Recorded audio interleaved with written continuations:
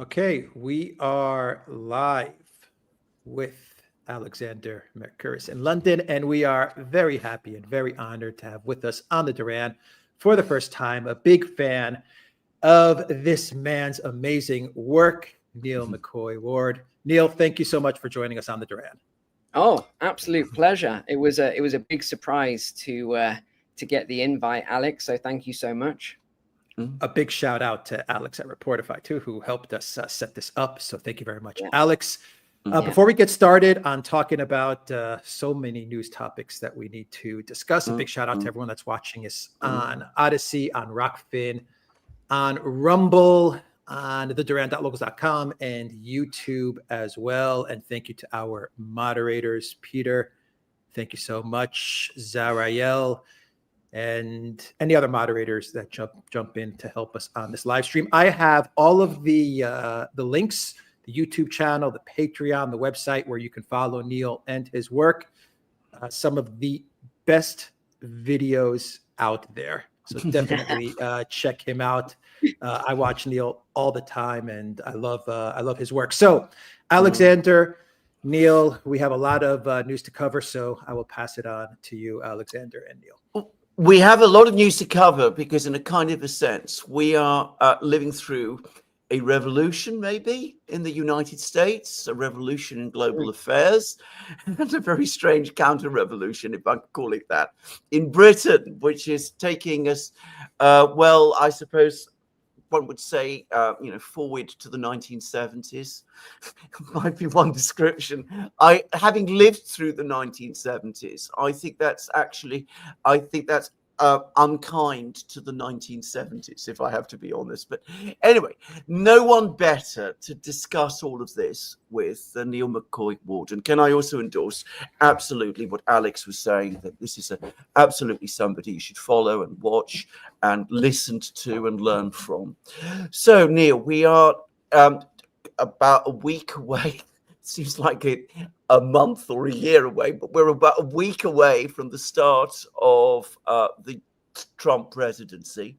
It's like a sort of landslide has buried everything in its path, or if you like, a locomotive is trundling relentlessly across the landscape. He's spoken to Davos, the World Economic Forum. Very interesting speech, actually. I was critical about the fact that he addressed the World Economic Forum, and then I actually read the speech and I listened to it and I watched this vast screen in which he was projecting it, and it was I somewhat changed my perspectives there. We've seen an astonishing deluge of executive orders pouring out of the United States, out of the Oval Office, one after the other. People say it's 100, but of course that must be supplemented with all kinds of other orders. We're hearing every day of more and more people being suspended across the federal government, the entire staff of the National Security Council, large numbers of people in the State Department, US aid being completely unpicked. We've had radical changes in approach to government, the US government's attitude to social media platforms. We're now told that they must not interfere in social media platforms. We've had a complete change in political language.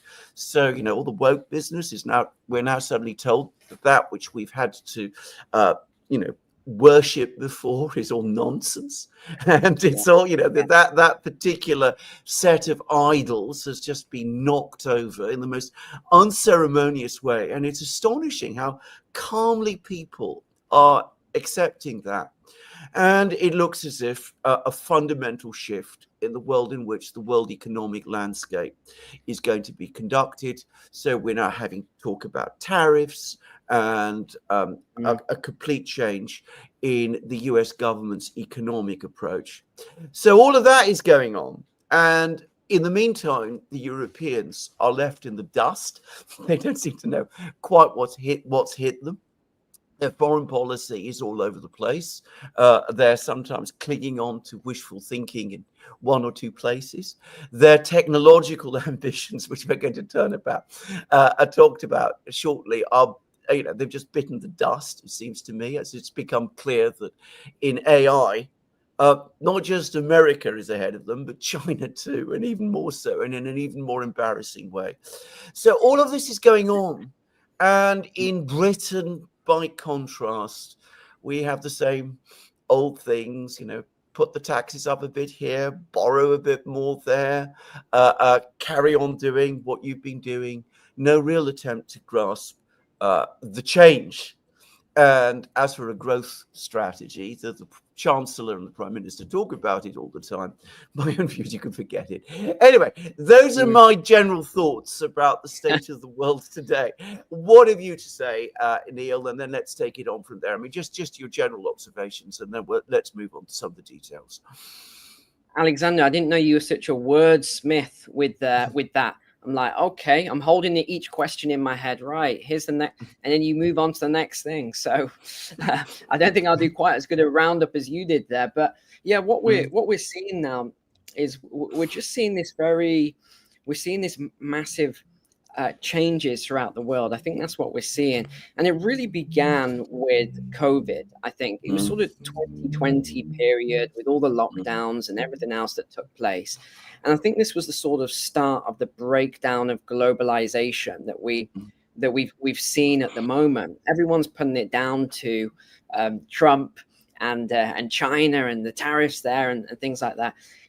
Yeah, that's part of it, but a lot of it as well was things that was nothing to do with Trump and nothing to do with China.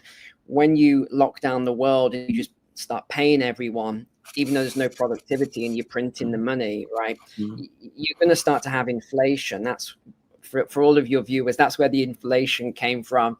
It wasn't greedy workers and everything else that they talked about, right? So we already started to see all these supply chain breakdowns. That was the start of it then, when you have all these supply chain breakdowns.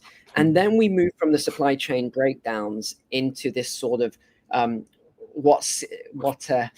think it was Fox News that called it the selfish era or something like that, which made me laugh a little bit, where they talked about how all these countries were starting to not export and things like that. It was an interesting piece they did, because CNN did the polar opposite, of course. Two sides of the same coin. But that's what we really started to see. And I think we're going to see a lot more as we move forward as well. Especially around food. Food is one of those which we can get into in a bit as well, and we can talk about the farms. I don't know if you saw the piece I did on the farms in the UK as well. That was interesting, because I don't think before I did that research, people really understood and knew what the statistics were on the farms. So everyone was, thinking, oh, well, all the farmers are going to pay for this massive black hole in the budget. No, the farmers were, if you take a pie chart, they were like a slither like this of the whole chart. And then it was mega corporations who, you just can't believe the absurdity of some of the politicians and their lack of education. But then the politicians would say, well, everyone's going to pay their fair share. These corporations are going to pay the inheritance tax too. And I'm just scratching my head going, surely they know that corporations don't pay inheritance tax. So we've had all these things going on. I mean, I think just launch into some questions, anything that you or the viewers want to ask me. Let's just launch into some questions. Right. Well, actually, you brought up the word globalization, and Trump has talked an awful lot about that. And it's a word that we've heard an awful lot about for the last 20, 30 years. And of course, he addressed the World Economic Forum, and he gave an anti-globalization message, or so it seems to me. Yeah. Is this the end of globalization? I mean, that's a big question to ask, but maybe not. And I think here we need to make a clear distinction. We're not talking about the end of world trade, which will continue. It always will. I mean, even if we have tariffs or we don't have tariffs, but a situation, a kind of philosophy that the world is going to not just integrate together economically, but that it has to be administered basically according to one set of rules and by one set of people. In other words, the rules-based international order that we've been hearing so much about. I mean, is this the end of that? I mean, is that chapter finally ended? Yeah, I mean, there's so much to unpack there, and it is very, very complex as well. But what we're kind of seeing is with if you want to call them globalists, right? Because this one always makes me laugh, because you say the word globalist, some people see it as Klaus Schwab at the World Economic Forum, right? Or some of those sort of people. Other people, there's things like people say that, you know, it's globalists and they're lizard people, and they're, you know, it's a long stretch with some of this stuff when you talk about it. So I'm just going to talk about it from the sort of logical, rational, who these people are that we see on a day-by-day basis, right? Who are they? It's people like the World Economic Forum. It's people at the United Nations. It's the three-letter organizations, the WHO, the WTO, etc. These are the sort of people who are running the show. They heavily unelected officials. They dictate a lot of policy. You have all of the, you know, the cities now with the mega cities that are planned, and the mayors who dictate their own policies and overrule the laws of the land and other things like that. So are we really seeing an end of that? Yes and no. What we're seeing is they take 2 steps forward, and then they get taken back a step. And this has been going on for decades. You can go right back to the 1950s, 1960s, and you can see this pattern. So they're taking 2 steps forward, they get taken a step back. So what we're seeing right now is that they took about 10 steps forward since 2019.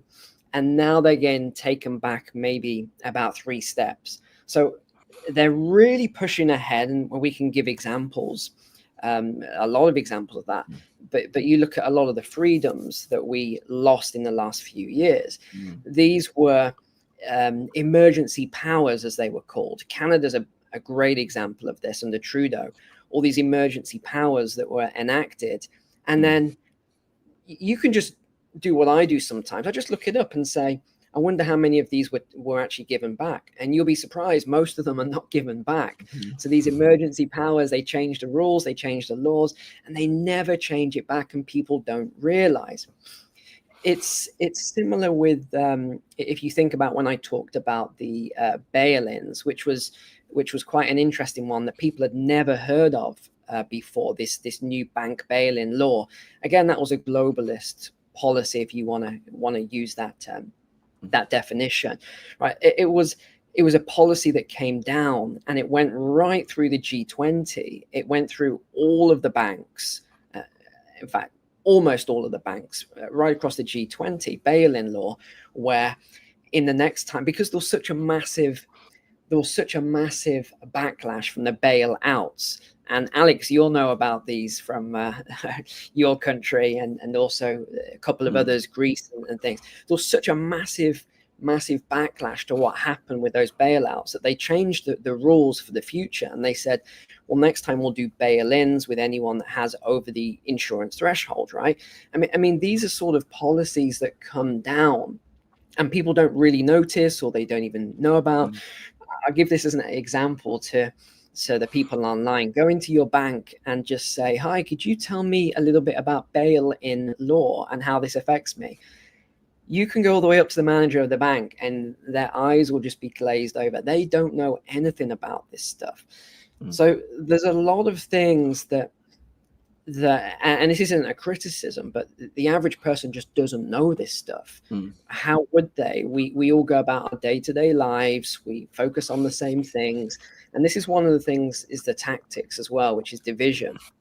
So what they're trying to do is divide us, as opposed to, you know, unite us. So there's all these division tactics, and you see it all the time.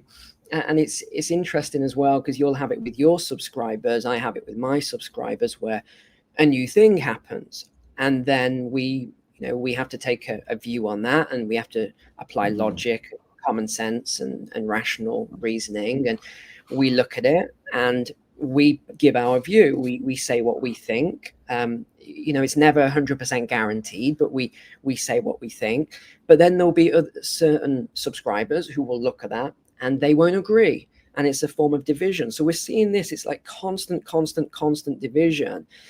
And at the same time, it's under the illusion of unity. So this is what they're saying. It's like, we're all in this together, and they have all these we're all in this together. If one of us X, then all of us X. There's like 3 or 4 of these catchphrases that they all use. But behind the scenes, they're actually using division tactics. Or if you don't align with, the view that we're putting out there in the world, then there's something wrong with you. And what happened in July in the UK with all of the protests, which is what I call them, because it was 99.9% protest and 0.1% riots. But of course, they call them all riots, and everyone was far right extremists, and all this sort of stuff. It's deliberate division tactics. Well, absolutely. If we talk about the so-called riots of the summer, because you're absolutely right. And I think a point I've made before, anybody who knows about England and summer knows that there is always a certain amount of disturbance takes place in the summer in English cities. And I don't even know that it was that there was any more of that last summer than there usually is. Just saying. But what it was used for immediately was a revolutionary change in the way in which the administration of justice is conducted, which is something I know a bit about, in the sense that you had basically assembly line cases, one after the other, moved through the system at absolutely light warp speed in ways that actually defeat the whole concept of the administration of justice, which is supposed to be careful and deliberate. All of this be conducted in an atmosphere of, incredible political pressure, with the government itself doing everything it possibly could to inflame the situation, as far as I could see, by making it look as if something very, very big and very, very bad was actually happening when it wasn't. And that, I think, goes directly back to your point about normalizing ultimately radical and totally new, and in some ways very, very authoritarian things. Bail-ins, you're absolutely right. The laws there have all been enacted. They're all in place. They can be activated at any time. The pandemic restrictions, there's never been any walk back on the decisions to carry out those restrictions. The whole machinery to do that remains in place. But asking all of this, one does get the sense that despite the fact that, as you rightly say, people don't perhaps have a handle on all of the details, they do sense that something has been happening, and they are pushing back against it. They push back against it in Britain, and you could argue that Reform UK in its rise is a reflection of that. Whether it will ever deliver on any of that is another question, but people are voting for it partly for that reason. And if we're talking about Trump and what's happened in the United States, here I don't think there is any doubt at all. It seems to me that there is undoubtedly an anti-establishment libertarian streak in an awful lot of what is going on, and which Trump, one way or the other, seems to be articulating. What would you say to this? Yeah, that's a really great point. And I think let's step this back a little bit, because if you look at what's happening in the UK, I just did a video, I think it was last week, which I was amazed. It was just a normal live stream. It's over 600,000 views, which you guys know that's rare to get a live stream hit that sort of numbers. Why? Because it covered things that people don't know. And that's that people are leaving every minute, or 1.3 people are leaving the UK every minute. And these people are taking their money with them. They're taking their skills. They're taking their family with them. And the average person doesn't realize what this means. It's the same as the millionaire class who are leaving the country. Okay, the wealthy are fleeing the country at a rapid rate. Why? And then actually, let's link this to the decisions around last July, which I think were they were the wrong decisions, but actually I think will be positive for the country going forward, because Starmer was so crazy in how he dealt with the situation that even people who are on the fence, like they're sort of waving between, is this true? Is this not true? Or I don't know. Is the news right that my neighbor, old Betty, the 70-year-old down there that took her flag out, she's a far right extremist, right? Even those people, they went to the side because they said, actually, this doesn't make sense. You've got this person here who's committed an actual crime for XYZ. I know we're on YouTube, I won't say, right? He's committed this actual serious crime, and he got let off, or he got he got something very meek as a punishment. But then this person over here did this, which is 1/10 of that, and he got a severe punishment. And again, the reason they do that is because they want to set an example. It's fear tactics. It's to get the public going, oh, well, I better not ever go on a protest because I can be lumped in with these people and I could lose my job, or I could do this, or I could do that. See, these are the tactics that are going on. And what you've got now is this massive fracturing in the UK, in society. And I saw this years ago. I saw it a long time ago. That's why I was in London. I lived in Milton Keynes. I lived in Coventry. And I actually went from there over to the Isle of Man, which probably 99.9% of people watching won't have a clue where that is. If we were a Joe Rogan podcast, I'd say, get it on the screen, guys, right now. But right, it's in the UK region, shall we say, but it's a separate country. Yeah. So that's why. So I saw this years and years ago, because and this is what we're seeing. We're seeing a lot of people moving out and I moved my businesses out because I remember the meeting very clearly that I had with my accountant, and I said, these figures can't be right. And he said, they're right. You've basically paid, when you take into account the companies, your personal income, national insurance, and all the other things that we pay. He said, you've basically paid over 70% in tax. And I just couldn't believe it. And now I pay about 20% in tax, just over is 20 something percent. And people laugh because I say, I'm very happy to pay that.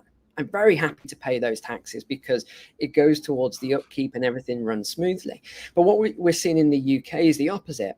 You're seeing triple the amount of taxes there, and you've got all this money, and you've got huge amounts of wealth, and the facilities are just drained. They're getting drained. They're getting worse on a day-by-day basis. You think if you had something right now, you were a bit concerned, you wanted to go and see a doctor, or you needed a scan or something like that, I would say good luck to everybody watching if you're in the UK, because it's a nightmare. I get emails all the time from subscribers telling me the most wild, crazy stories you can imagine. Now, I live half the year there. I live half the year here in Bangkok. And if I do need to go to see a doctor, I don't even have to an appointment. And this is the same in a lot of countries, by the way. You can just walk in, you get an appointment really quickly, you can see your doctor, and it might cost you anywhere from 10 to 30 pounds, right? And you might have an hour or two of services. I mean, this is the difference that we're seeing. And you got to ask, well, what is it that's causing, even though we're paying huge amounts of money into the UK system, that there's no facilities, there's no services, and yet you can go somewhere else and you can pay such a small amount and get an amazing service. This is where people's brains should start saying, what is that? What's going on there? And it sort of opens the door to a lot of rabbit holes when you start looking down as to where all this money goes to and what's actually happening. And a lot of this in politics is just revolving doors. People got all excited, conservatives, and then they get say, the Labour Party, here they go. I actually have a friend who told me he voted for Labour, and I said, really, you voted on Labour? He said, yeah, and I said, I'm just curious, why did you do that? And he said, well, I couldn't get, and he gave an example about school place. He couldn't get a school place, and his wife couldn't get a hospital stuff for what they needed. I think it was supposed to do with children or something. They couldn't get any of this stuff. And he said, but I was told by, a councillor, Labour councillor, that they're going to, and that when Labour come in, they're going to do all this stuff. And I said, okay, that's interesting. And is that happening now? He's like, well, not yet, but you've got to give them a few months. And it's like, it's just revolving doors. You get all these promises, but you've got to look at the money. If you follow the money, you'll understand where everything's going. So this is one of the issues we're seeing. We're seeing this fragmentation now in society. And I think what Starmer did last year has just lit a fuse. It's just lit this fuse now for even more fracturing, and people are angry. You're having different communities fighting with one another now. You're seeing there's a lot of issues. But let me pause there so we can, in case there's anything else you want to jump in with. Well, I would ask. I mean, you say follow the money. Where does the money take us? Because I mean, you've basically posed the question yourself. I mean, what is the underlying problem? By the way, I agree with every part of your analysis. It is the level of services in Britain has collapsed. So it's been slowly sagging ever since the Blair era, and arguably even beyond, but it's now completely disintegrated. Taxes have been steadily rising ever since the Major era, and now they're incredibly high. And even as that happens, we see that debt to GDP ratios are exploding. So what has happened?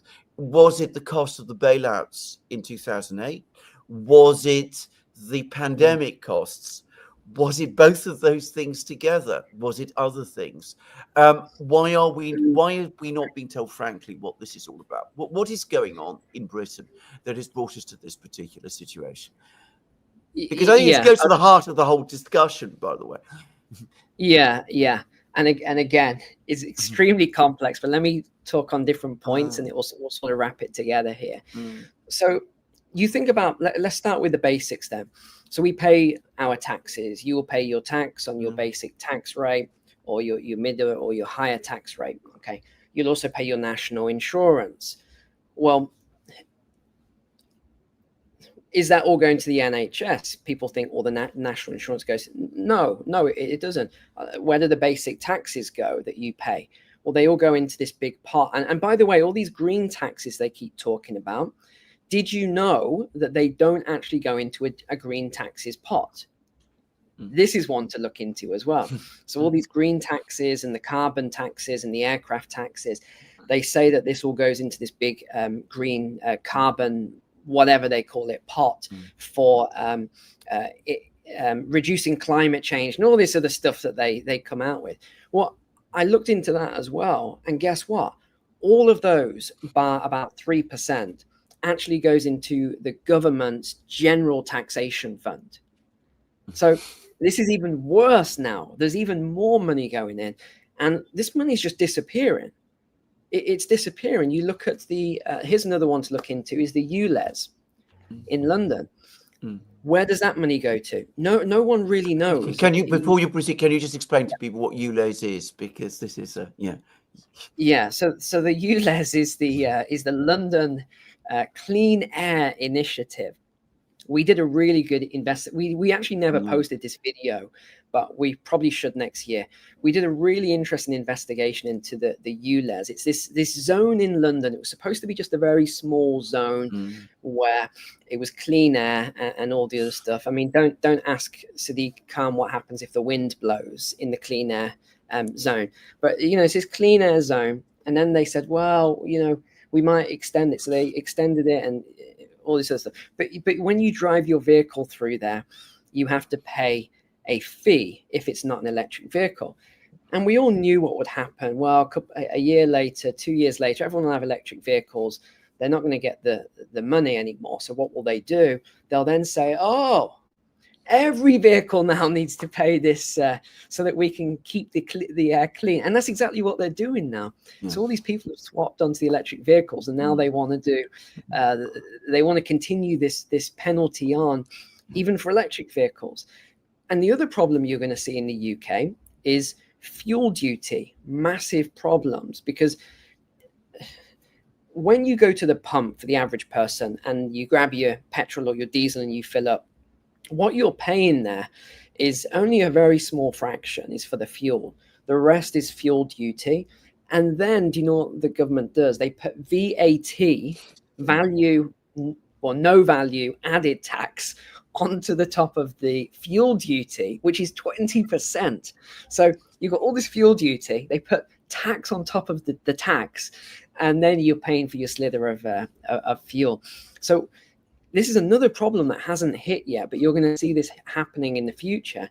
All the electric cars, all the EVs coming in, they're not going to be using the petrol and the diesel anymore. So they're not going to be paying the duties, which is going to leave a massive black hole for the government, which even though they say it goes on roads and infrastructure and all that, again, it doesn't. It goes into a big pot.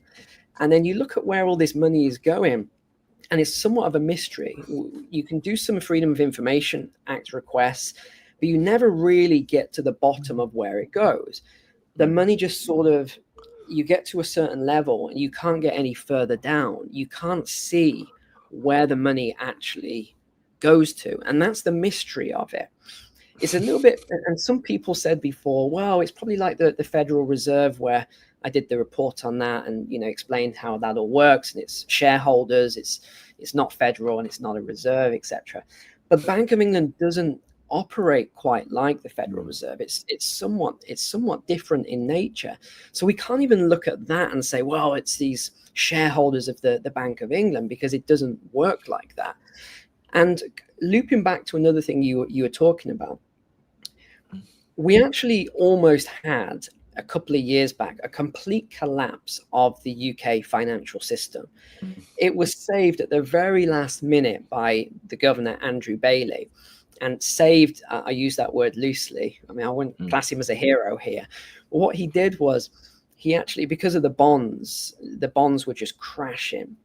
What he actually did was he just did a massive money print and just massive dump and stopped the pension funds from collapsing. So it was a sort of bold strategy that he did. It sort of paid off. But again, we're seeing the inflation of that now. And Starmer and some of the others come out and they say, oh, this inflation is from all these greedy employees asking for higher wages. No, the government with the central banks, and it's the same around the world, they enacted all of these policies, which was paying people without production, doesn't work. And then you get inflation. I mean, this is just basics, economics 101. So that's really what has taken place. That was the result of a lot of the inflation. But now we're still seeing inflation because part of it's become entrenched, and they're really struggling, especially with the supply chain breakdowns that took place. And suppliers are shifting. We're seeing, even globally, we're seeing these shifts. We're seeing nations going across to the BRICS alliance. That's a big one. We're seeing the BRICS alliance is growing more powerful every single day. We're seeing some of the biggest power players in the world, like China, growing every single day as well, making monumental moves. And I think this is only going to continue. We're still seeing this power play in the African continent at the moment. But I feel as though BRICS is winning there.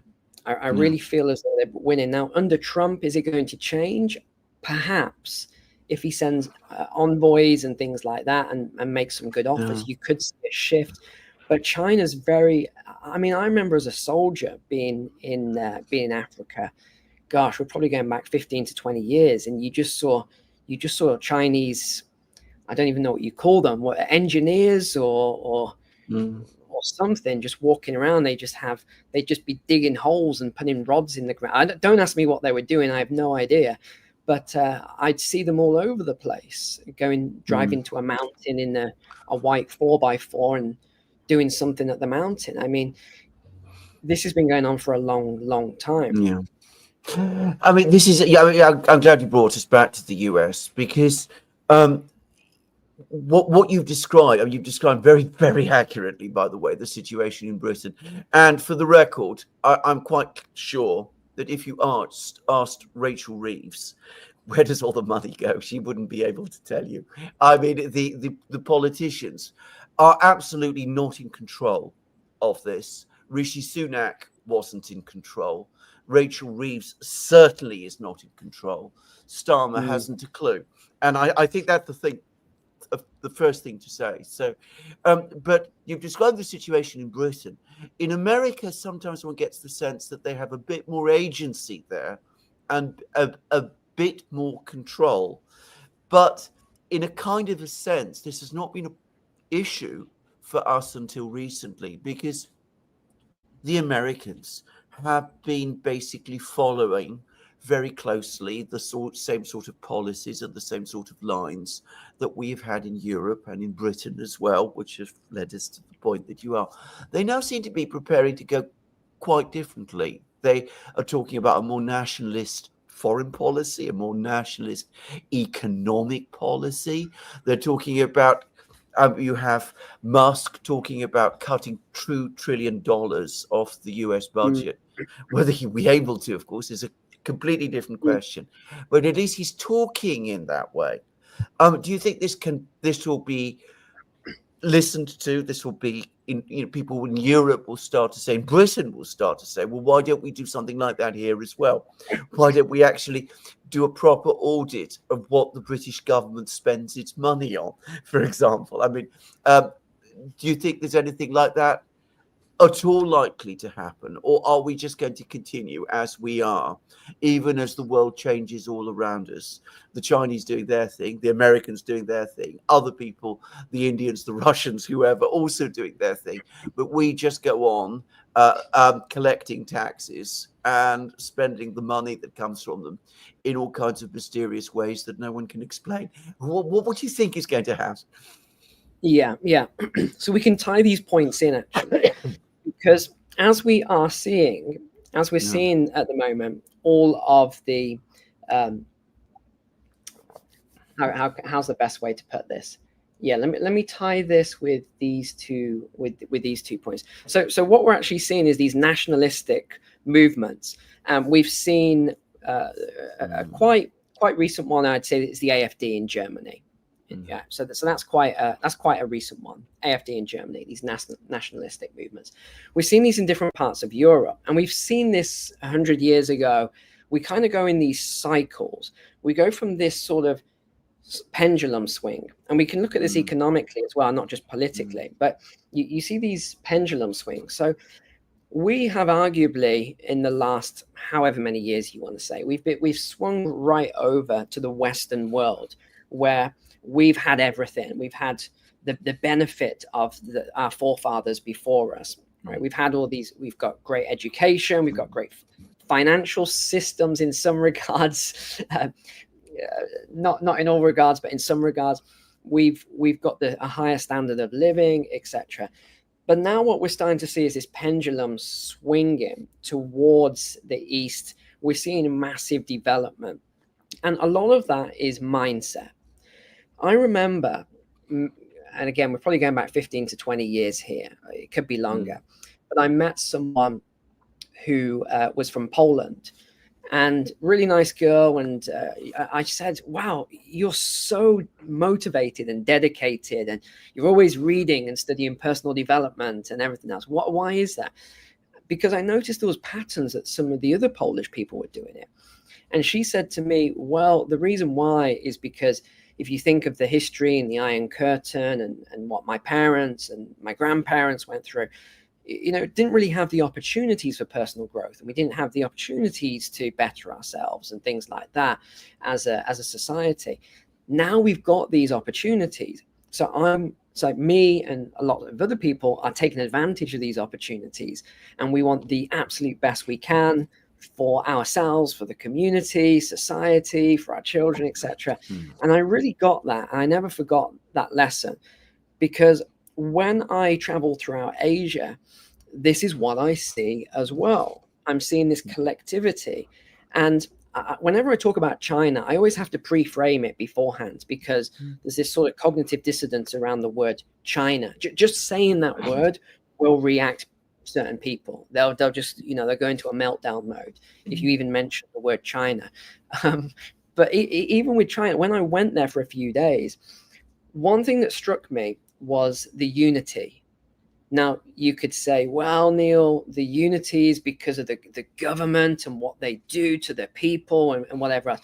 I mean, putting that to the side, I'm just looking at it purely based on the fact that I'm seeing the unity. I'm not investigating the reason for the unity and the politics and what's going on. I'm just looking at the nitty gritty. So what we're seeing is this unity. You go to Thailand, you go to these other countries, Indonesia and Vietnam, and what are you seeing? We're seeing this unity. Whether it's good or bad based on the politics is irrelevant to the point. And the point is that people are moving forward together. And that's why we're seeing this breakneck speed in certain countries, but we're not seeing it in other countries. So what, coming back to your point on Trump, what we're seeing at the moment in the United States is Trump is trying to, I don't feel as though he's trying to unite the left and the right, but I feel as though he's trying to unite the right and the centralists. And he's saying, okay, look, I've been voted in on these policies. I'm going to do these policies. I don't really think he cares about what the left thinks. And even all the news you're seeing, I was reading CNN saying he's a dictator. They actually use that word. He's a dictator, right? I don't really think he cares. I think he's just getting on with it. And the people voted him in to do these things. Now, is that enough to counteract what we're seeing in the East? Maybe. I'm on the fence. And some people are way over the fence. They say, well, no, the East is going to conquer the West so fast because there's billions of people. Well, it isn't just about the people. You could have 1 million farmers and you could have 100 people that you take from the US and you put them in a chess camp for, I'm just making up a random story here, by the way, off the top of my head, but you put them in a random chess camp for a year. And then you say, right, we've got these 100 million farmers here and we're going to put them against your 100 chess people that you put into a chess. It doesn't make any difference. The 100 million farmers are not going to beat the 100 people who are great at chess and they've been studying it for a year if these 100 million farmers have never played chess. So what we're seeing is it's not really based on the numbers. The numbers have to be united and focused on a specific task in order to achieve X, Y, and Z. So that is the distinction that everyone's missing when they talk about the numbers. It's not just about numbers. It's about being trained on actually doing what is required to win. Now, on the opposite side, in the West, we've got a lot of mental health issues at the moment. We've never had more people on disabilities and things like that. So there's also there's that challenge.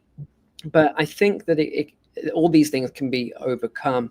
In fact, we won't even get into all of that because that's a whole hour-long talk in itself when you start breaking all that. But I don't talk. Go ahead, Alexander. No, I think you're absolutely right. I mean, one of the things is that we come up with ideas and programs like Keir Starmer talks about making Britain the great AI superpower of the future. But when you actually ask, how is he going to do it? What is he going to do? How does he motivate people? What kind of clusters of companies is he going to organize? What kind of infrastructure is he going to create to do anything like that? You come up against the same problem again and again and again in Britain, in Europe, in the Biden period of the United States. The Biden administration in fairness to them, were constantly coming up with these things, that they were going to make the US a great chips superpower. They were going to repatriate all the chips industries to the United States. And it didn't happen, not in anything like the way they said, because they don't have that ability to motivate or organize or manage people in a way that requires you to do in order to get those kind of things done. If you go to the European Union, by the way, they are the absolute classics of this. I mean, every couple of years, they come up with new plans for all kinds of things. I've been reading EU plans and documents since the early 1990s. And when I asked people, was such and such a plan from 1993 ever realized? And, they ask you, what do you mean? Because they exist for a while and then they just disappear. Now, in China, it is different. I mean, they do have plans. They had plans, for example, about electric vehicles. Put aside whatever your feelings about electric vehicles. Apparently, the Chinese leadership decided that China needed to go and develop electric vehicles. And we see that they were able to do it. With AI technologies, we've now just had a dramatic illustration of how quickly they've been able to develop AI technologies in a way that has shocked the United States and the stock markets there. But they do have that ability to do those things. Now, once upon a time, the Americans did. I can remember that. I mean, that they had that ability to get things done. Whether they will rediscover it is another matter. But I get the sense that in Britain, we don't even understand that we need to try and develop that kind of skill set that you've just talked about. Things don't happen of themselves. There's no such thing in human society as spontaneous combustion. It's just saying.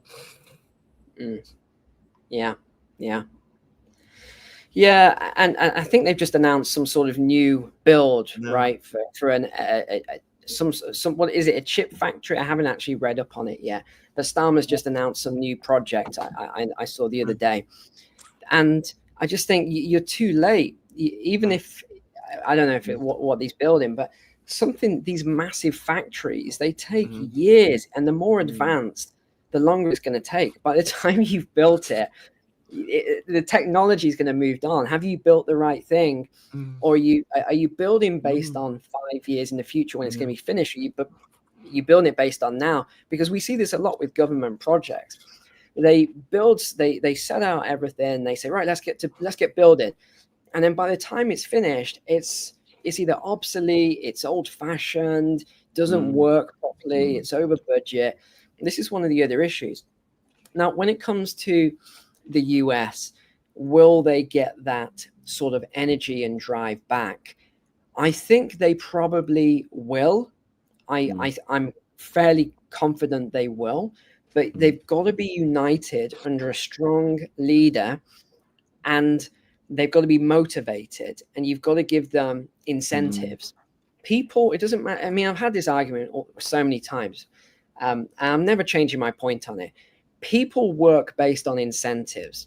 That is how things move forward. That is what capitalism is. Capitalism is not perfect, but it's delivered the standard of living we have today.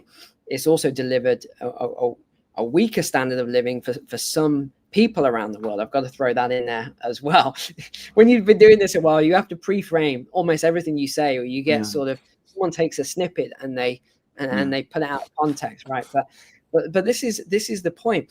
Capitalism has moved us forward, and I think if you can motivate people, and we're already seeing these incentives coming in, we'll probably see some sort of tax breaks and other things. But you've got to motivate people. You've got to give them a reason to actually go out there and create, go out there and do things, and you've got to give them the freedom. One of the biggest problems I see with the US is the crazy amount of regulations. I could tell you some wild stories about challenges that my wife and I had when we lived in California a long way back.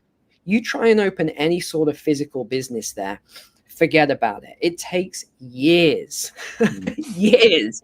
You know, you try and open it something. A friend of ours tried to open a cafe. I cannot tell you how long this took. And then she finally thought it was ready to open. And then the inspector comes and says, "Oh, I need to check the size, the diameter of your pipe, right? This water pipe for customers washing their hands." A true story. And she says, "Oh, well, it's sealed under the the tiles, and we've just spent however many thousands doing the tiles." He said, "Well, I can't sign you off until I see this pipe." She had to get the contractor, take all these tiles. He wanted to see the whole thing. He wasn't happy just, "Oh, we'll just cut this," and no, need to see the whole thing. Okay, and then someone else comes. "Well, can I see this? Can I see that?" I mean, this story, it was like a comedy sketch. Went on for months and months and months. Took her 6 months before she could finally, after she was ready to open, finally open the doors. And this is the problem. It's regulations, regulations, regulations. It creates more layers of bureaucracy. It creates more layers of costs. And this is another place that money disappears to. It's with all these levels of costs. And you have a lot of people hiding as well in these jobs where they're not really doing anything. And they're just sat around and they're, clicking buttons, or they're, signing forms or something. There's not really anything going on. It's not adding to productivity. It's not really adding to the society. It's actually detracting from value growth. And this is another problem that we've got in the West. Europe as well is getting terrible for it. But let me jump back to you. Go ahead. Well, just briefly to say that you're quite right about Europe. I mean, they even brag about the fact that they're the regulatory superpower. This is the thing that they're most proud of, actually. And I mean, seriously, they are. I mean, my niece used to work for the within the EU system, and she was telling me about it. This is the thing that they're proud of: how many more regulations they can produce every month and every year and every day, in fact. But I think, Neil, we got a really good overview, and we've been speaking well and very, very, very interestingly. What I'm going to actually suggest is this is, I think, a good moment for me to hand over to Alex. He's probably got some questions, and we can take it from there. Now, I'm hoping we will be doing more programs again. And one issue that is particularly interesting and important to me, for example, is that of the farming community in Britain. As people will know who follow my programs, I am, or have been, a very keen walker, for example. So the state of the countryside, and who actually manages the countryside and manages it well, has been a very important thing for me. And you're absolutely correct in what you said about what's happened to farmers.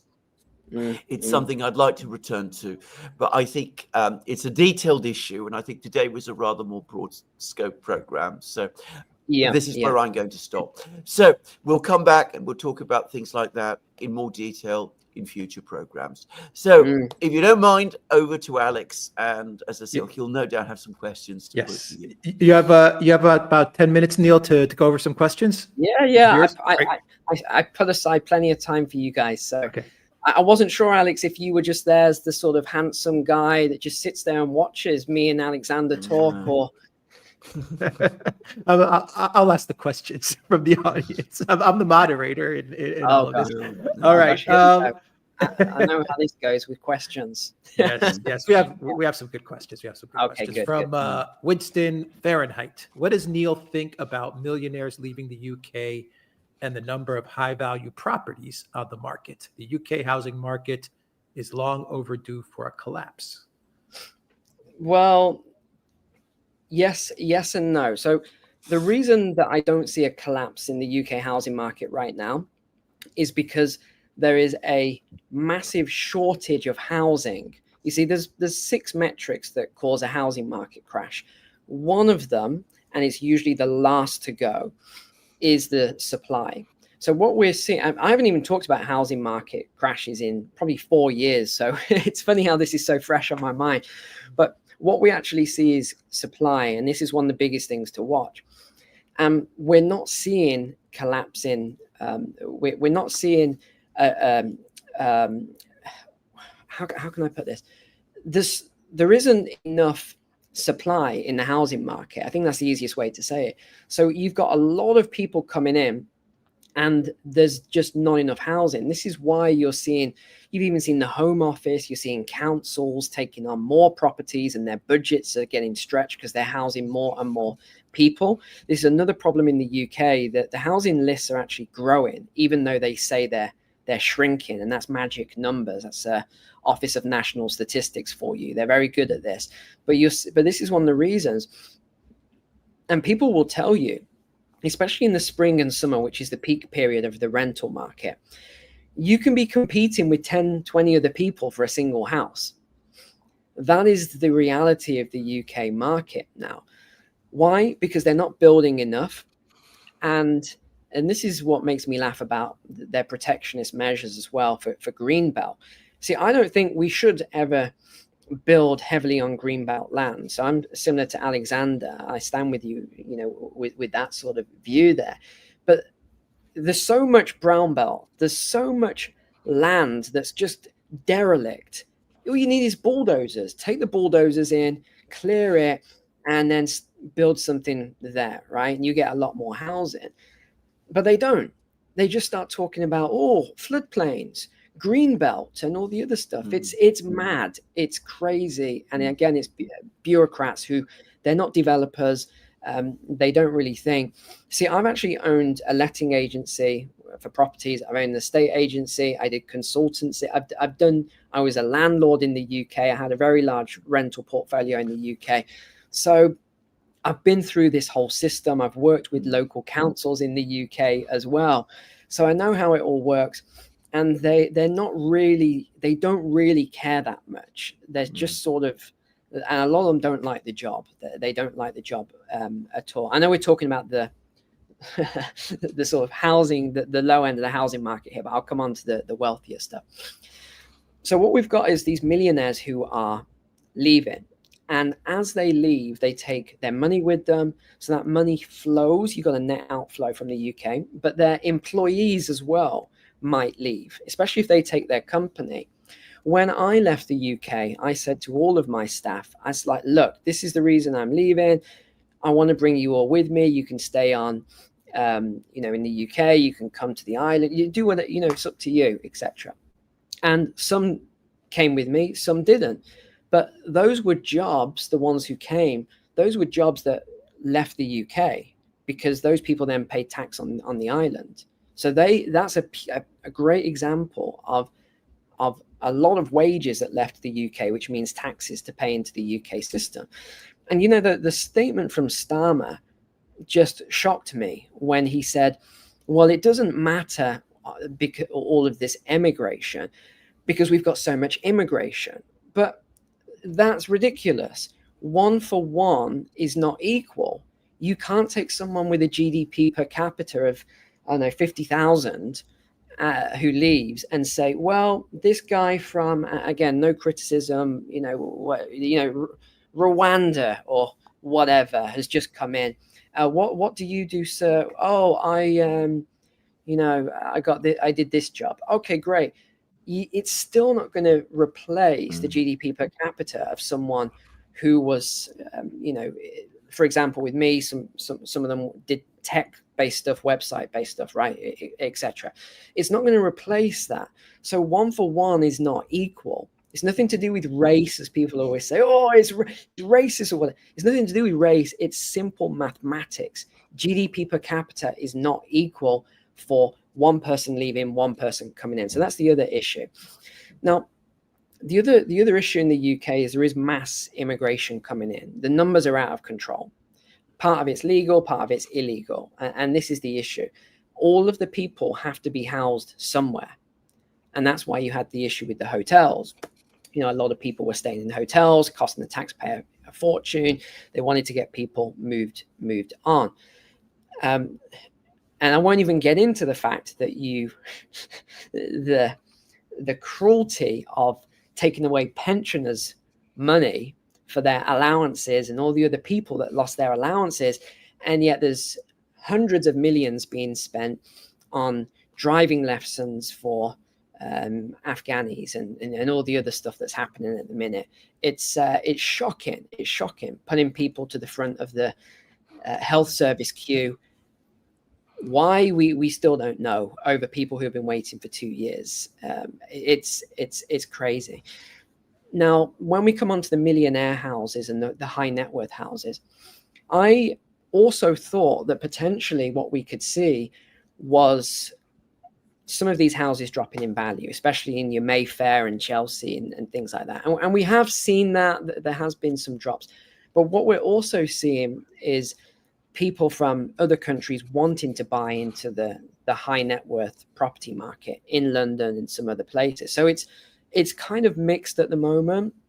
I think the highest levels of growth that people are going to see, especially investors, is in the north of England, for example, places like that. That's where you're going to see but I've said that for 10 years now, that's where, if you're an investor, the south, yeah, you're going to see a little bit of growth. London, I wouldn't personally, especially with the mayor. But other places in the north, there's massive demand for accommodation, massive demand, and the property's still cheap and the rents haven't kept up. So it's just doing research. And next question, Alex, or I'll talk forever. Neil, where are the UK citizens moving to that are leaving the UK? What countries? Yeah, great question. So they're moving to a lot of different places. Some you're seeing a lot of wealthy people moving to even the Isle of Man, where I live, which for some reason everyone seems to think is this tax haven. No one pays taxes there. It's like a tax dodge.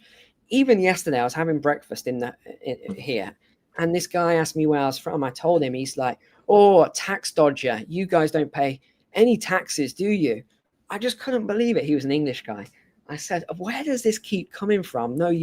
No, we have a 20% base level, and then you have your whatever it is for national insurance. I don't know what it is, 14%, 15%, whatever it is. So yeah, you're paying taxes. You're just not on the 45% plus the 15% plus your 20% corporation taxes, 25%, etc. It's just not that same thing. But you're seeing people move into Spain, they're moving to Portugal, you're seeing Singapore, a lot are going to UAE. That's where a lot of people are going. You're seeing people move to New Zealand, Australia, a lot are going to the USA as well. You're seeing a lot of people, because they've got the money, they can go there. So it's very varied as to where the millionaires are going to. It's not one specific place. And you've also got to break it down by, are they still operating or are they retired? That makes a big difference as well. If they're still operating, you're going to see more moving to tax-friendly places so they can capitalize on having a lower tax rate. But also people have got to remember that 90% of all UK taxes are paid by the upper 50% of earners. This is something that people never, I've got it all the time. People say, "Oh, Neil, you know," and they'll, people are very critical for different things, but they'll say, "Oh, you've got X amount of money. You should do X, Y, Z. You should pay this amount." And it's like, that's not how the world works. People, if you're a businessman or you're an entrepreneur, you get paid in relation to the value that you create. But if you're going to try and tax me 70% or 80%, or some countries, it's even higher, then what are you going to do if you're an intelligent business person, an entrepreneur? You're going to say, well, I'm not happy with this. I can create my goods and services anywhere. There's so many other countries that want me. I'm going to go where the people want to treat me well and where they want me. And that's basically what people do. I don't see any, people critical of that. I don't see anything wrong with that. I think that is just the way this system works. Right. JHW says, question, are we in the fourth turning? And if so, how bad does Neil think it will be? We're definitely, so the fourth turn-in is a model by Neil Howe and William Strauss. They also wrote another book called Generations. They're both very, very good books, actually, and good models. Now, the fourth turning has been, in my mind, if you look at the generational cycle models, that has been one of the most accurate of all of the other models. And if you actually break that down, I think we entered the fourth turning, and people have different views and dates on this, but I think we really entered this at least a decade ago.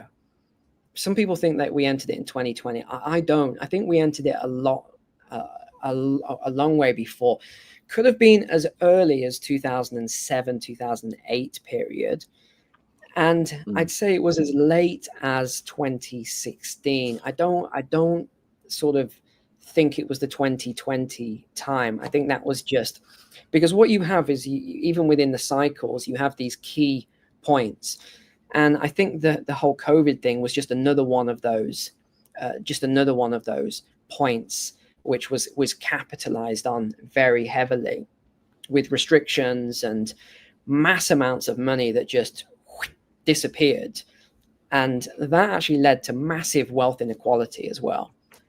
Huge wealth inequality right throughout the world, not just in advanced Western countries. We've really seen some terrible things happening. What you don't see is the amount of people that starved in developing nations over the last few years, because what happened with the food, you're still producing the same amount of food, but you saw protectionist measures. So a lot of the food was not going to certain countries, and the food that went there was in a lesser quantity. So people still had to buy it, but they had to pay more to buy it. And a lot of them were not working because things weren't moving. You see, there's a lot of things that we don't even hear on the news that take place. Some terrible things happen. So we are deep in the fourth turning cycle, and you got to think of it more like, if we look at it from a war-like framework, we are in the phase right now of this. We've sort of gone forward and then we've gone back a bit. So we're still in the 2018-2020 trade war. We've gone back to the trade war period again under Trump in the US. We've sort of stepped back into this, but we did move forward very heavily, and we've moved into the more conventional warfare. You know, Russia, Ukraine, we've seen the Middle East, we've seen all sorts of other things, which could have easily, either one of those could have easily gone into a major conflict warfare. Middle East easily. And I was really thinking when Syria and everything happened there, okay, this could be the sort of spark that ignites everything here. But even you look at what's happened with Russia, Ukraine, and everything going on there, it's just been pushing, more weapons, more money. I feel as though we were going really deep into the cycle, which was very close to the end of the warlike cycle, or more specifically, the beginning of the global warlike cycle, because you got different cycles within. So we were almost in this final cycle, but now it's sort of pulled back. Now, whether you can credit all of that to Donald Trump, I don't know. I'm not in these meetings. I'm not sat behind the curtain. I don't actually know what's going on behind these closed doors. But what we are seeing, I think, is a pullback from the conventional warfare aspect. Does that mean it's not going to happen in the future? No. I think we're going to have to see it. It will happen. And I always like to give the example of, if you've ever watched any sort of documentaries on these ancient apocalyptic sort of collapses in society, 12,000 years ago, 24,000 years ago, and 40,000, you start looking at these and you look at some of the accounts. What actually took place when we saw the raids in Egypt, and you're going back thousands of years, were these raids for gold and silver and possessions and all these other stuff on the wooden canoes? No, these raids were over food. They were raiding for food. They were raiding to find places where the water was not, easily drinkable and there wasn't as much danger and things like that. That is what we were seeing. Now, how do we get to that point? Well, it's over resources. And I'm using a very simple example there to explain a more complex example, and it's resources. So you mentioned China. I'm assuming you're referring to the DeepSeek that just came out. So DeepSeek. Now, you even look at that, and I was listening to the press conference where Donald Trump said people were expecting him to sort of go, China, we're going to destroy them. He didn't say any of that. He didn't say that, yeah. What did he say? He said, yeah, look, they're saying this. We don't know. They're saying it, but we don't know if it's true, or we're looking into it. But he said at the end of the day, it doesn't really matter, because we're going to focus on what we do best, and we're going to build the best chips. We're going to build the best AI, and we're just going to do our own thing. And that's really what we're seeing, I feel, at the moment. And that's the best approach. You don't want to get into this massive trade war, because no one wins in a trade war. I know it's sort of promoted as, one country wins over another, but it doesn't really. Both countries lose in a trade war. It's just that, it's too complex to get into all of that. But yeah, we'll go on to the next question. Yeah. Lada Moreau says, hi, Duran. Flat tax in Russia is 13% with free education and medicine. Food for thought. Wow. That is not a bad deal. That's not bad. It's actually been slightly revised. I mean, it was the flat tax at 13% until fairly recently, but they have now introduced, I think, 2 more bands. But I think the highest rate tax is about 20%. Yeah. Just so. All right. Let's do another question from Big Samson. Question: How free is Europe and the UK to make its own decision going forward, economically and militarily, that might not be in line with U.S. interests? That is, I think that's something I'd have to ponder on a little to answer. But linking that to something Alexander said earlier, and that was around, will we see, you mentioned Reform UK and some other things. Will we see this big change? Will we see the movement that we're seeing in the US? I think, yeah, we probably will, because these things happen so quickly. It's like a barn full of hay, and all it needs is that spark. And yeah, we've seen these different sparks going off, and we gave the example of last summer. That was a spark. We've had all these other sparks. We've got the gangs, the R gangs, we'll just say, because I know we're on YouTube. We've got this going on at the moment in the UK. This is another spark. And each spark sort of builds upon the next. And people are starting to see all this stuff, and they're like, hold on, we've got a problem. We need a solution.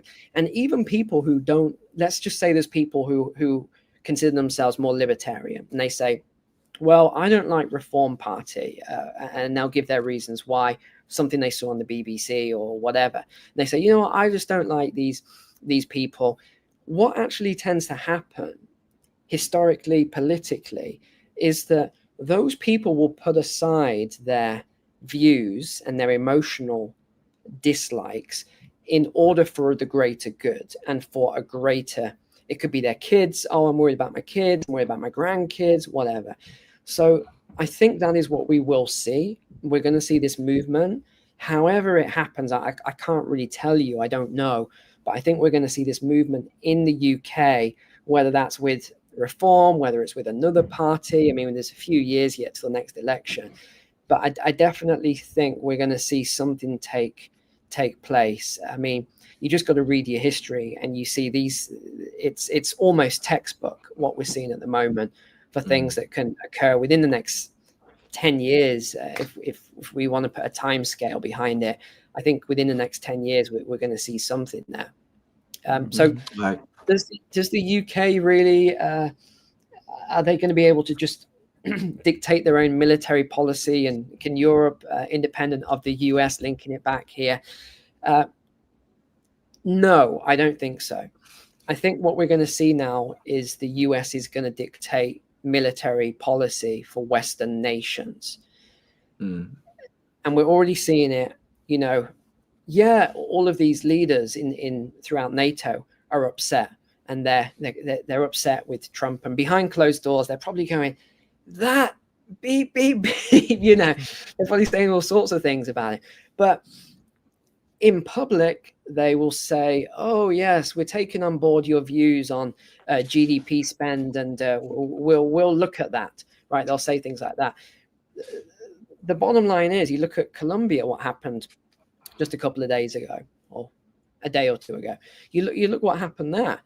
The president of Colombia said, well, we're not taking these people back on the flight and everything else. Oh, it's inhumane the way you've transported them there. Oh, so hold on. So fly them all the way back to the US under these inhumane conditions so that you can send your presidential jet. Yeah, okay, I believe that story. Right? It's like that was a tariff there on his products, and he caved very, very quickly. So the bottom line is, it's the power, it's the purchasing power. It all comes back to money, trade, other things.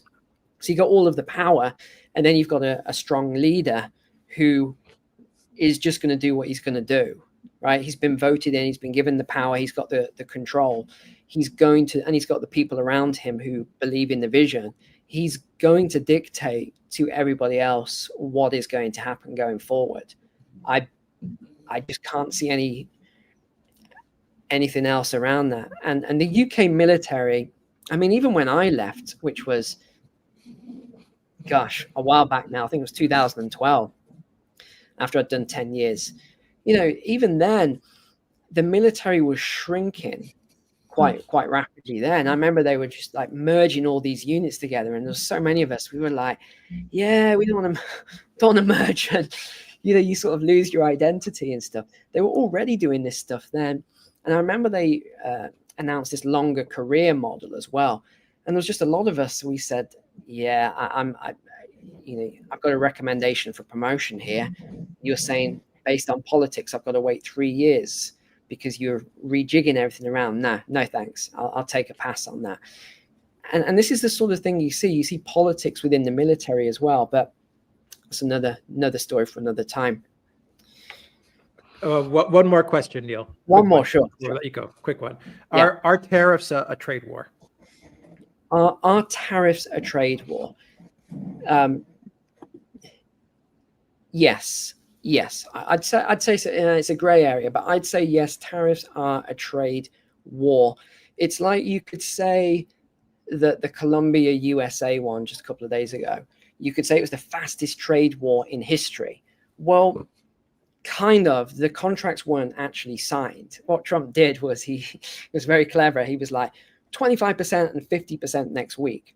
Right, so that's actually what he said. So before all the contracts were even signed, Colombian president was like, okay, yeah, I give in, because 30% of my exports go to the USA, whereas only 0.5% of your exports come to us. So they were going to lose really, really big, right? So that wasn't a trade war. It was more like a trade event, I think is the better word for that. But yeah, tariffs are... they're kind of beginning stage to more conventional wars as well. This is the other thing that you'll see with tariffs.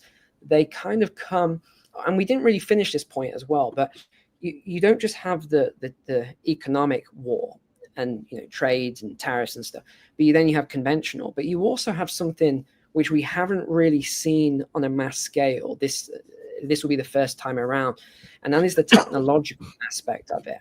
So this time we're going to see AI.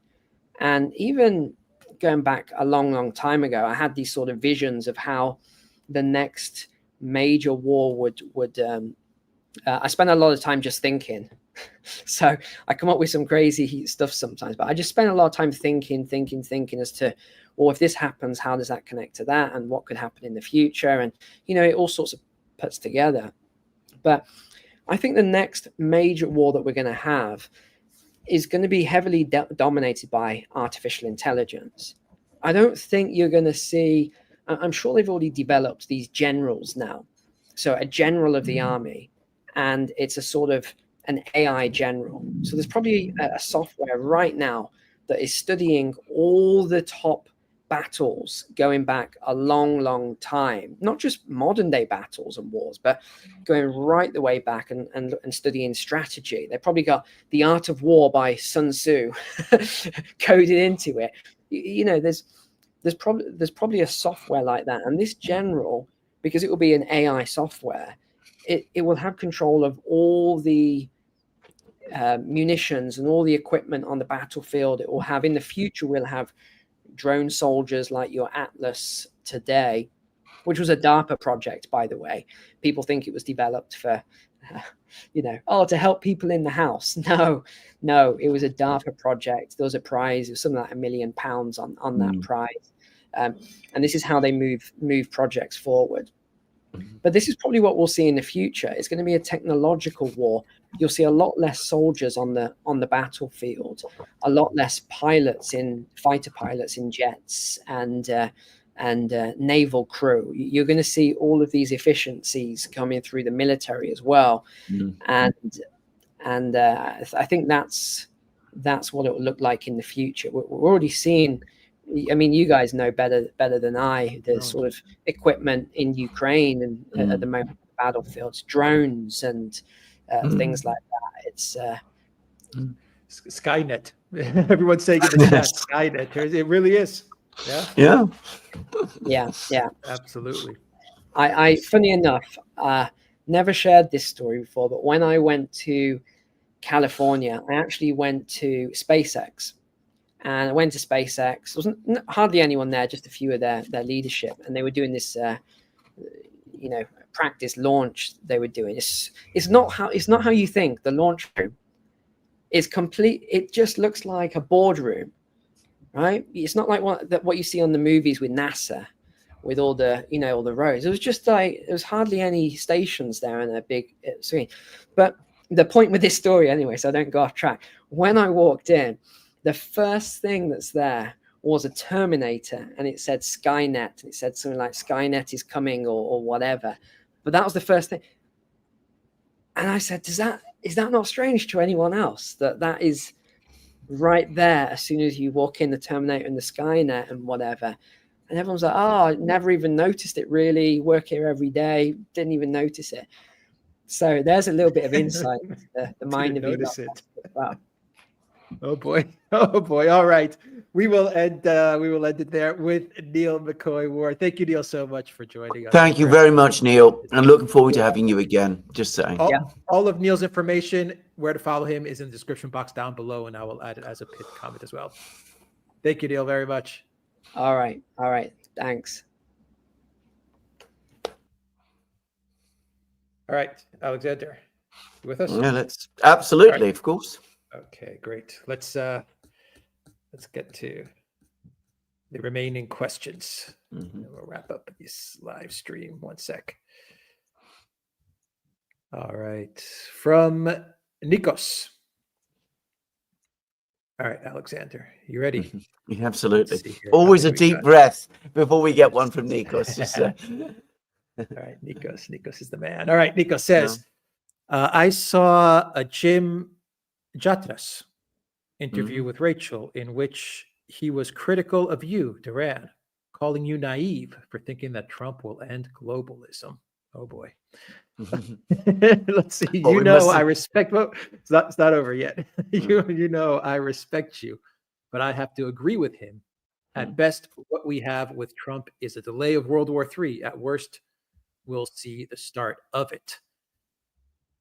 Let me see a bit more.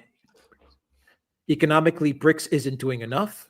They refuse to have a common currency like the Soviet ruble and build a bloc like the CW. They aren't united. Then there are the wars. Iran is in the Middle East, is in the middle of a powder keg. Sorry, Iran is in the middle of a powder keg. That is the Middle East. China and India are just letting the US turn Taiwan and Bangladesh into Ukraine. Even Russia isn't doing enough. The problem with those nations is that they think they can negotiate with the West. But as I and Jim have said, you cannot negotiate with sociopaths. The West has violated Russia's red lines, and they've only struck Ukraine instead of destroying cities in the West. That's why the West continues. These people only understand force. Nations like Poland, Finland, and Estonia want war, and the media has stupefied the population. They will go to war. World War III will happen. Europe will invade Russia because they want to, and since Russia won't go into a nuclear war, they'll take all of their stuff. In Greece, Duran, you learn that the worst outcome is the realistic outcome. The media is so powerful, the idea of globalism cannot be stopped. First to fall will be Russia, then India, then China. Yeah, I think it's high time we had Jim Jatras as a guest on the Duran, and we had a long, good discussion with him about many things. I love Jim. I like Jim. I love Jim. I was going to say, I'm absolutely Jim. I don't know why he's criticizing. Why he's calling us that. Let him. I mean, you know, I have to see the video. Criticism is good, so let's have him and let's have this discussion with him.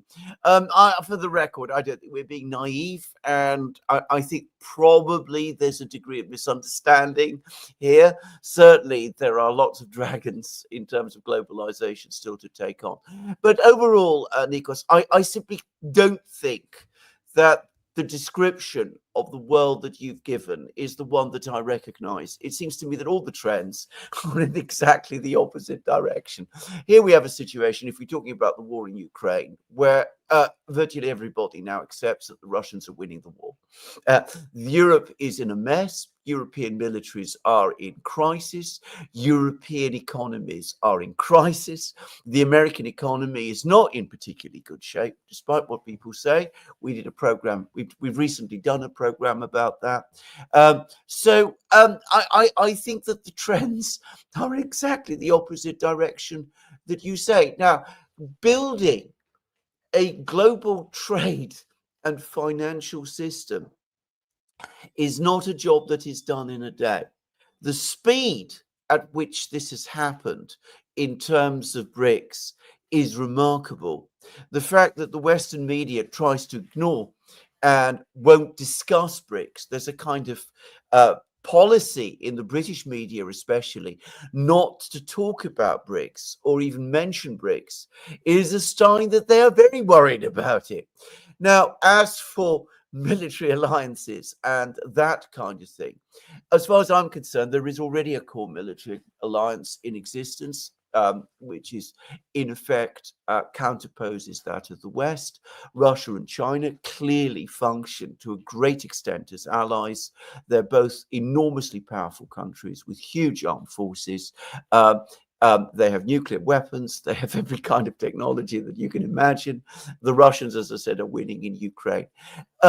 What you say about the military balance is totally contradicted by every single military person I have spoken to. And I talk mainly to, I talk exclusively to Western ones. They see the trends in exactly the opposite direction to the one that you see. And as the idea that the Europeans are going to be able to march on Moscow, well, that is a fantastic idea. Without the Americans, they wouldn't be able to get past first base.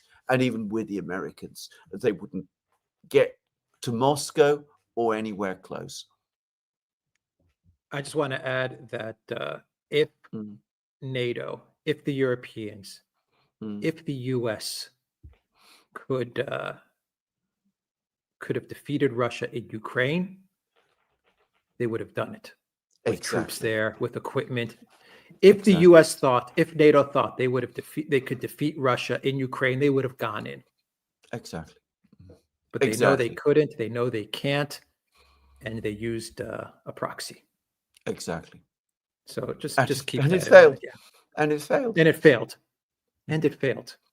And as far as being naive with Trump, what we're seeing the Trump White House, Alexander, start to settle down and settle in, and we're seeing some actions which are positive. I'm not saying all of it is positive. I agree. But we are seeing some actions that look positive. For example, the U.S. aid going after the NGOs, all of that stuff. Yeah. We're seeing the Russian administration. They're also talking about how they're ready and willing to talk to Trump. 6 months ago, we weren't getting any of this. No. With the Biden White House. And I think we have to remember that 6 months ago, there was no talking. None at all. No. So that's an improvement. Just to supplement that, Glenn Deason and myself did a program yesterday with a person, a Hungarian person from a Hungarian think tank, a nationalist Hungarian think tank. And he was telling us that all the NGOs in Hungary have had their funding cut, stopped. So that's a big event. Yeah, I was watching Tom Lungo the other day, and he said the same thing. He's confirming that this is real. They're going after these NGOs. This whole ghastly network of agencies and NGOs and things in Georgia, in Armenia, in all of them, they've just been sliced off. Yeah, and apparently a whole lot of people protested from USAID, which is the core institution, and they were suspended after they did that. Instead of being being heeded, they were suspended. So this is a very, very big move. And we also have, just to finish it up, Alexander, we also have the European Union is complaining that the Trump White House isn't calling them. Yeah, they're not calling them. They're not discussing anything with them. They've completely bypassed the European Union. They're talking to member states. Yes. They haven't talked to Ursula. They haven't talked to Kaja Kallas. Eventually they will. No. Yeah. But think about it. We're a week into the administration and they haven't called up the all-powerful Ursula and Kaja Kallas. It tells you everything. Exactly. Yeah. All right. So we'll get a stream with Jim and we'll talk about it. Absolutely. Definitely. Cool. All right. Big shout out to Jim. We love Jim.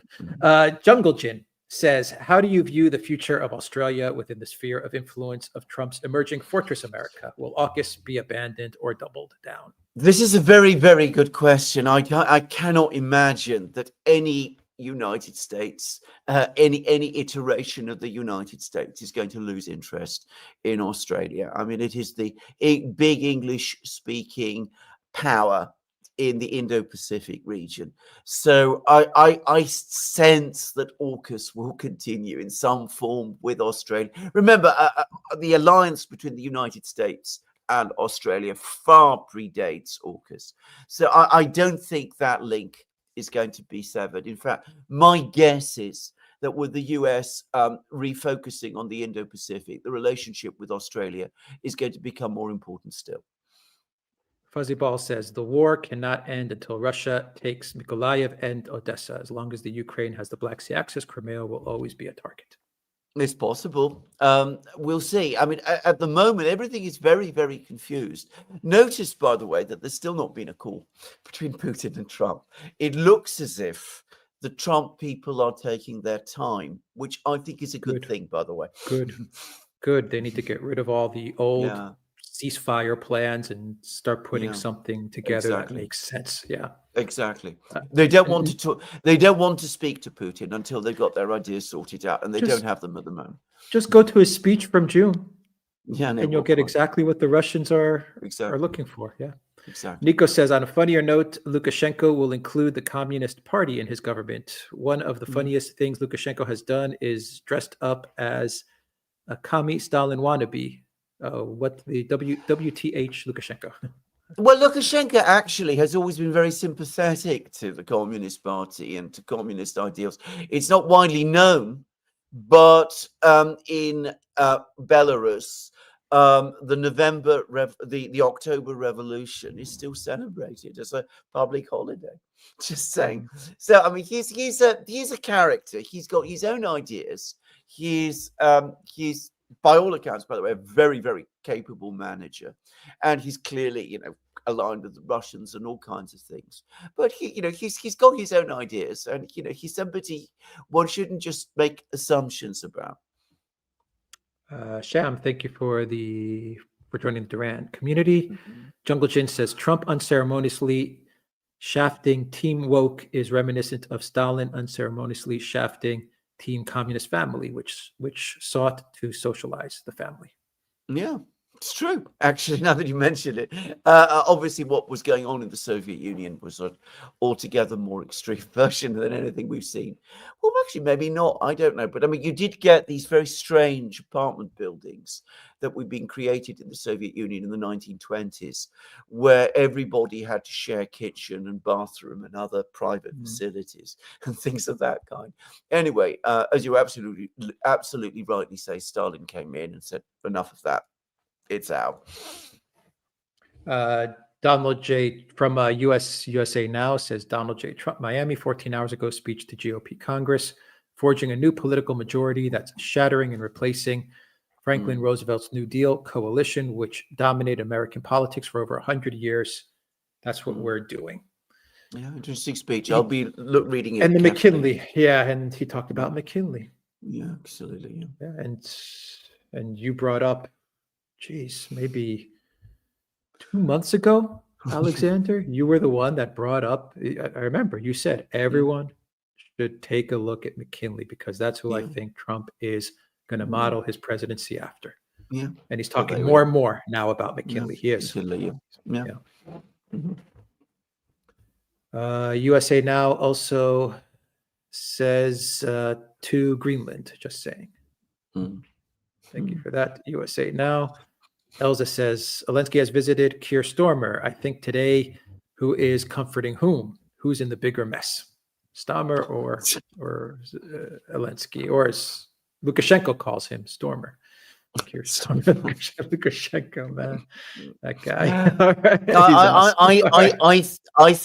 I think despite all outward differences, Starmer and Zelensky are made for each other, just saying. Yeah. Eric Hatchett says, is Trump going to see this announcement in the Rada and act accordingly and cut the cord? Love all the work you three do. You mean about mobilization, something of that kind, I presume? Probably. I don't know what. Probably. I don't think it's going to affect his overall. Well, is Trump going to cut? He's already cut the cord to a certain extent. To a certain extent, yes. Yeah. I think we have to wait and see what Hegseth is going to do. Exactly. Okay. Sparky says, does President Trump sense he's being deceived? So says preposterous things for public consumption on purpose in order to force an accurate feedback to come to light on particular issues. I think this is what Trump has been doing all his political career. I have to say this. Ever since 2014, he comes out and he says things which many people regard as utterly outrageous. But when you sit back and wait and see how the dust settles, you see that he does it in a way that constantly moves the political dial a bit further in his direction. I don't know whether he does this, whether he plans to do it or whether it's instinctive. I'd be interested to know. But this is consistently the way Trump behaves. And sometimes, as I said, he floats balloons, clearly. Other times, you need to take him a bit more seriously. Over Greenland, I think it's now clear you need to take him very seriously. But it's not always easy to understand Trump. But it's always important to listen very carefully to what he's saying.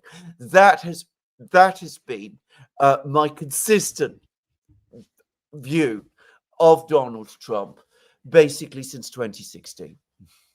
Matthew says, Alexander, will the EU just deploy peacekeeping forces into Ukraine, regardless of what the USA says? Have the long-range missiles stopped? No. Well, for the moment they have. By the way, Trump, before he became president, said that he was vehemently opposed to this. So we'll see whether he acts on that. But for the moment, they have stopped. Now, will the Europeans go into Ukraine without the Americans? The answer is no. Yeah. The Book of Nook says all Western governments are some version of the Al Capone model of governance. This is obvious. Sparky says, are the assembly line mass production prosecutions modern day bloody assizes?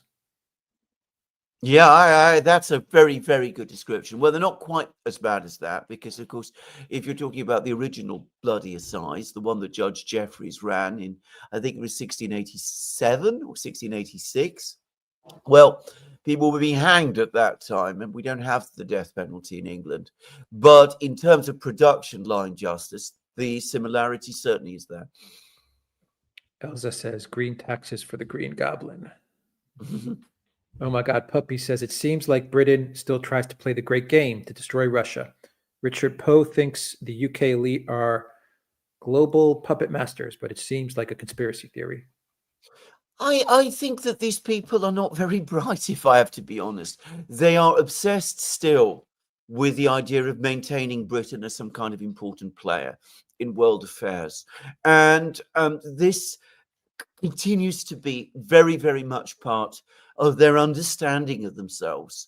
And I think with Dr. Parvini, we've talked about this last week, I think it's high time we took a time out and started to think about ourselves and stop worrying all the time about what's going on in faraway places, which we cannot control and which don't really concern us. Sparky says inflation can be a tax laundered through excess money printing in order to conceal its a tax. Oh, yes, absolutely. And by the way, the Bolsheviks, Lenin and co, saw it in exactly that way. I mean, they deliberately engineered a hyperinflation in order to eliminate savings during the revolution and in order to use that in order to confiscate assets. So, you know, it can absolutely be used in that way. And I'm not saying that in the more modern world, in the world that we have been living through, there aren't some people who perhaps perceive it in something like that sense. It's well known, for example, that inflation tends to benefit governments. Just saying. But whether people like Rachel Reeves and Keir Starmer or Macron or the others really have that kind of intelligence to think like that, I don't know. Fuzzy Ball says the largest contribution to CO2 emissions worldwide is the U.S. industrial complex and military bases, but Brussels will never complain. Hypocrisy. Of course not. Sparky says complexity conceals. Very true. Yeah, true. Very true, Sparky. Jamila says, thank you, gentlemen, for your great information. Thank you, Jamila. DF says, local Cuban hospital admitted in 5 minutes, plugged into an IV, tested and medicated in less than an hour for shellfish poisoning for 800 USD. In Canada, I would have waited for 16 hours in the waiting room. Well, there you go. Wow. I'm not going to even stop on the amount of hours I've had to wait in hospital waiting rooms in Britain. And of course, I've had to sometimes take my children to hospital waiting rooms, these little, children, and they've had to wait hours and hours and hours and hours. And you don't really want to put children through that. Just saying. Jamila says, sorry, gentlemen, I don't like environmental activists because they are living in another world and they don't care about people. It's been a well-established fact that some, not all people who you could describe as environmental activists have an anti-human bias. And I think that's been widely acknowledged, and I believe there's been books written about it. Petty Studies, thank you for that super sticker. And Fractured 01, thank you for that super sticker. And from Zeshan, thank you for that super sticker. Sparky says, California is worse on regulations than many of the other states, although they all have their issues. Zariel says, the newest book is The Fourth Turning is Here. That's the title. Fourth Turning is Here. Right. That's the newest book. Sparky says, when speaking of individual families, people say it takes one generation to produce wealth, a second generation to lose it. The second generation breaks even at best, and the third generation blows it all. I've seen that happen so many times and in so many places. In Greece, of course, it's almost a cliche. Yeah. Sparky says, free Greenland and Danish free Greenland from Danish tyranny and brutal oppression. We only wish to bring them freedom and democracy. Sparky says, free Canada from the Castro regime. Jungle Jim says, it took decades for computers to master chess, a completely closed system. It will take a lot longer for AI to master war. Well, probably true. I'm not going to. This isn't my area of expertise. Big Surge on X, Alexander. If you go to Big Surge, his account, he has a really good thread on Clausewitz, and he talks about how there's one thing in war that you cannot master, and that's the chance, the unpredictability of it all, no matter the weapons and interesting and the technology. I'll look at it. Yeah, it's a good thread. Raul Pinto says, if Trump retires income tax, then tariffs would make sense. Well, he has floated that idea. Just saying. He floated it yesterday, actually, again. Yeah, he's floating it. Yeah. Jerry Coogan says, great guest. Any chance of an interview with Steve Bannon? I'd like to hear his take on what Trump's policy should be. Is Bannon frozen out? ? We're trying. Are you in touch? We're trying, yeah. We're trying. Yeah, we're trying to get Steve Bannon. We'll see. We'll try.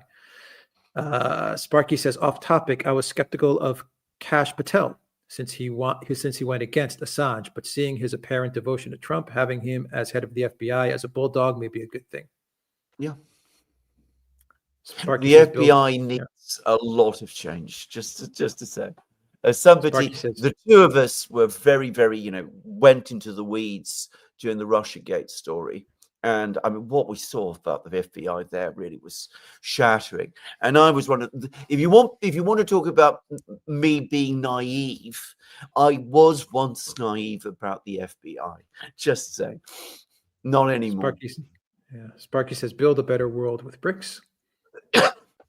Sticky Mark says, Nobel laureate John Nash and game theory is what it became known as, but I remember what he called it. F your buddy LNPs. Okay. That's John Nash was the Beautiful Mind, right? Sticky Marks. Right, yeah, that was the movie The Beautiful Mind. Yeah. Double Down says, chess is as much about protecting your king as it is about checkmating your opponent. Survival comes first. Castling late is better than pure recklessness. Well, I used to play a lot of chess. I was never great. I was never very good at it, I have to say. But I would agree with that, actually. Sparky says, how did Spain manage to get their BRICS membership past Brussels? It's as if Brussels wasn't even aware of it. BRICS, Spain, BRICS. This is new to me. He's talking about the Trump statement when he was. I see. I see. Yeah. Of course. That's right. Yeah. Trump has been saying so much that it makes the head spin, actually. Yeah. Elza says, I like that Trump is ignoring Queen Ursula. Yeah. True. Nico says, Jim said that despite the difficulties, they'll go to war because of media propaganda, but I always value your opinion the most. Hope you are right. Right. Well, let's hope we don't go to war. We go to war. Well, I mean, yeah. Sparky says, what does Brian Berletic think about President Trump suspending U.S. aid money? I don't know. I haven't discussed it with him. I mean, this is, as I said, this is happening at warp speeds, and we'll just have to see what where he goes. I mean, we're still in the opening days. Yeah, Sticky Mark says, Annalena 360, a.k.a. Blurry Baerbock. Thank you for that. Sparky says, inadvertent or not, General Kellogg cornflake, Biden at corn pop may end up being a low-key John Bolton. Possibly. I mean, bear in mind, John Bolton was National Security Advisor, which put him at the absolute center of control of the foreign policy establishment. Kellogg is just the envoy to Ukraine. I mean, he has no other role than that, as far as I can see. So he's not really in an analogous position. And he's a much older man. Yeah, he's influencing, but I think the influence is starting to wane. Fade. Yeah. USA Now says, if not too late, do you have a link source for people fired about NGO defunding? That's on Politico, actually. If you go to the homepage, you'll see the article right there. I think it's one of the top articles.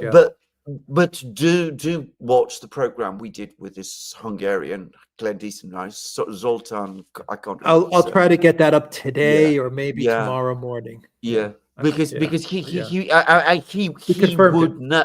He knows exactly. He confirmed it. He knows that in Hungary they've all been cut off. Fuzzy Ball says, can you believe the stunning similarities between Soulless sisters Ursula von der Leyen and Kaya Kallas and Annalena Baerbock? Is there an academy for this? There's a production line somewhere that manufactures these people. Exactly. It's called the Klaus Schwab WEF Young Leaders School. Sparky says, the book, The Wonderful Wizard of Oz, was a metaphor for Gilded Age politics. The wizard was President McKinley. The 1939 movie shifted away from politics to children's fantasies to avoid trouble. Well, maybe so. I mean, I'm not going into the details of what I don't know enough about that to be able to say. Kajan says, thank you so much for everything you do. You are my source of knowledge. You enlighten me every day. Love you guys. Thank you for that. Sparky says 1685 was bloody assizes. 300 were hanged. The other would have been, but there was a shortage of slaves on Barbados. So other 500 were sent there. Well, there you go. You've researched it very well. Judge Jeffries, you can still find in London the site of his former chambers, by the way. Lord Elsa Chief says, Justice of the King's Bench at that time, a ruthless judge. Elsa says Trump is the only hypersonic weapon the U.S. has. Not bad. Not bad. All right, Alexander. I think that's everything. Let me just great live stream. Let me just great questions, check again, and your final thoughts as I check. Well, first of all, sorry that I've got a bit of a cough. It's the last gasp of this virus infection I had last week. When I get a cough, it's a sign that it's really on its last at its end. But other than that, an absolutely great live stream. Now I'm going to say something. I think we are in a revolution. I think that Trump is setting off things, moving things in ways that perhaps even he doesn't fully understand. Because the most interesting thing about Trump is the sense of relief with which people have received him. It's so different from how it was in 2016, 2017, when there was shock, anger, resistance. You remember all of that. This time, especially in America, there is a sense of relief. I remember reading in the Financial Times of all places, saying that, after he spoke to Davos, all of the American business people who were there were suddenly walking around with a step, a bounce in their walk, that they suddenly felt liberated in some ways. And that was in the FT, the Financial Times. Yeah, from Fractured 01, floating the income tax removal and doing it are different. Oh, completely. And you're absolutely right to say that. Right. And this is a journey of 100,000 miles. We might make the single step. We might not, however, get to the final step. It's absolutely true. But the fact that he's talking about this is interesting and something to just notice. Yeah, very good point, Fractured 1. Double Down says, can the Trump policies be carried on after his time? That's another excellent question. His vice president, J.D. Vance, is a very clever, very interesting man, extremely so. Of course, he's got to be elected president in 4 years. Before he's elected president, he has to be the Republican Party's nominee. An awful lot may happen. We don't know what's going to happen over the next 4 years. So again, we'll see. But at the moment, Trump and his movement have momentum. Sticky Mark says, and Vander Crazy has been angry since someone dropped a house on her sister in Yorkshire. True. Well, thank you for that, Sticky Marks. And Sparky says, Captain Blood, played by Errol Flynn in the movie, was tried in the bloody assizes. She certainly was. A very fine film of long ago. Just saying. All right, Alexander, that's the live stream. Thank you once again to Neil McCoy-Ward for joining us, and I have his information down below. And a couple more questions. Alexander from Elza, if heard that the audience at Davos is listening to Trump went from laughing into deadly silence within seconds. Correct. double- You can watch the whole film of it. It's really very, very interesting. I mean, he dominated the entire conference room. Yeah, he did. And one more question came in. One second. Let me pull it up. From Double Down, can Trump install JD Vance in all the vassal governments? I'm not quite sure what that means. I mean, Like JD Commissioner of the EU. Commissioner of the EU. Well, there's a thought. Yes. I agree with you, Double Down. Yeah. Yeah, you Absolutely. become viceroy. Yeah. Why not? Why not? America's viceroy in Brussels. That would be quite an interesting one, actually. Yeah. If JD Vance was running the show in Brussels, it might actually manage to get some things done. Better leave Ursula in charge. True. All right. Thank you to everyone that watched us on Odyssey, on Rockfin, on Rumble, and on YouTube. Thank you to our moderators on YouTube as well. Zariel, Peter, Tish M, and Harry. Thank you for moderating as well, for helping us to moderate. I think that's everybody. And of course, a big shout out to Locals, the Locals community, the Duran.locals.com. And USA Now says, FYI, Don Jr. said his stream triggered on Rumble is public platform for feedback from the public tonight at 6 Eastern Standard Time. Okay. Gosh. Cool. We'll check it out. USA Now. Thank you for that. All right, Alexander, let's get some videos up. Absolutely. All right. Take care, everybody. Mm-hmm.